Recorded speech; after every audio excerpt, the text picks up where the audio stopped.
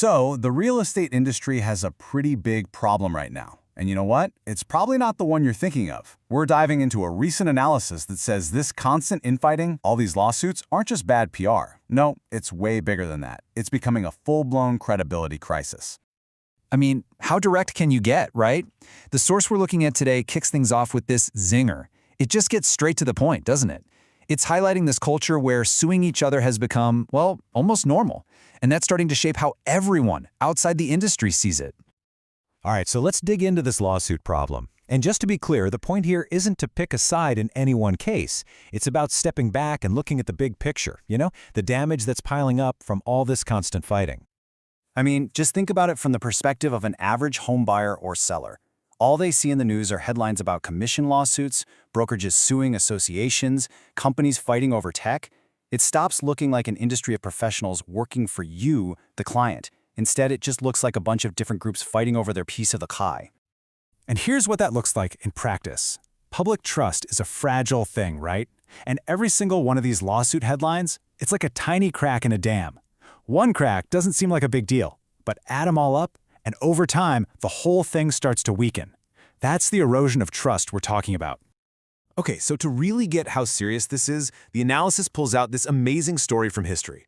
And for this, we've got to jump in a time machine and go back more than 100 years, to the very beginning of the aviation industry.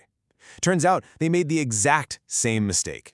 So get this. In the early 1900s, the guys who invented airplanes were spending more time with lawyers than with their flying machines. Seriously, they were all suing each other over who owned the patents for controlled flight. And this massive patent war didn't spark innovation. It completely choked it off. Progress just stopped. It got so bad that by the time World War I rolled around, the US was lagging way behind.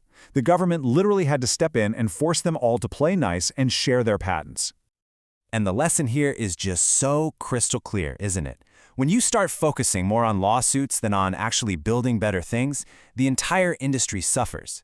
Everybody loses. The companies, the smart people with new ideas, and yep, you guessed it, the public.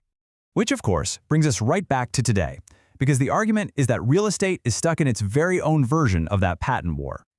I mean, sound familiar? An entire industry tangled up in lawsuits, spending tons of money and energy just defending their turf, instead of, making things better for the customer. It's the same pattern. And check this out. It's a perfect side-by-side. Back then, it was about who owned the patents for steering an airplane. Today, it's about who controls data access, how commissions work, who owns the tech. The details are different, sure, but the playbook, it's exactly the same. It's a self-destructive cycle. And you have to remember, people are watching this unfold. To the average person, this doesn't look like healthy competition that's going to make things better for them.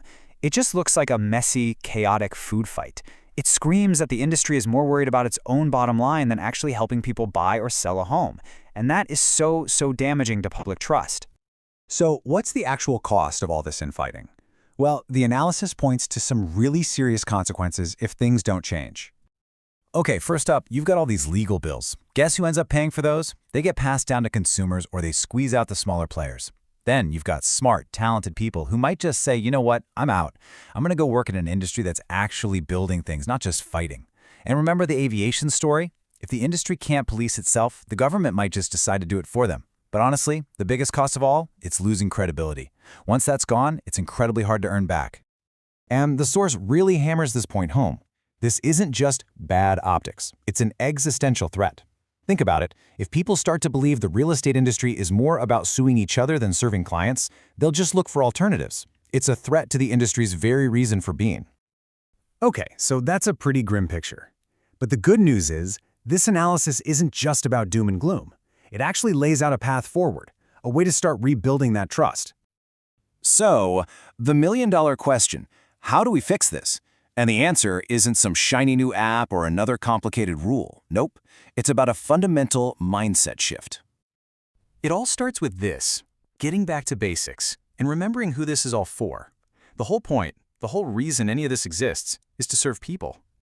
And the source lays out this really clear order of service. Think of it like a chain. Associations exist to serve the pros. Brokerages are there to serve their agents and, of course, their clients. And agents? They're on the front lines, serving the buyers and sellers, making these huge life decisions. The problem? The analysis says is when this chain gets broken, when everyone starts looking out for themselves first, instead of the person they're supposed to be serving. And let's be super clear here. This is not about getting rid of competition. Healthy competition is a good thing. This is about changing what you're competing on. Instead of fighting each other for turf, the goal should be competing to see who can serve the customer better, who can be more innovative, more efficient, more helpful. That's the kind of competition that lifts everyone up. And that brings us right back to our story about aviation. It took them a while, and World War, but they finally figured it out. The sky really was big enough for everyone. Working together didn't mean losing. It meant creating a much bigger pie for everybody. And that's the big realization the real estate industry needs to have, right now. So it all comes down to this one final question. What's it going to be? Is the industry going to keep fighting these internal battles for control, or is it going to start working together to lift the whole industry and its reputation higher? It's a huge choice, and honestly, it's one that's going to define the future of real estate. Something to think about. Thanks for joining me.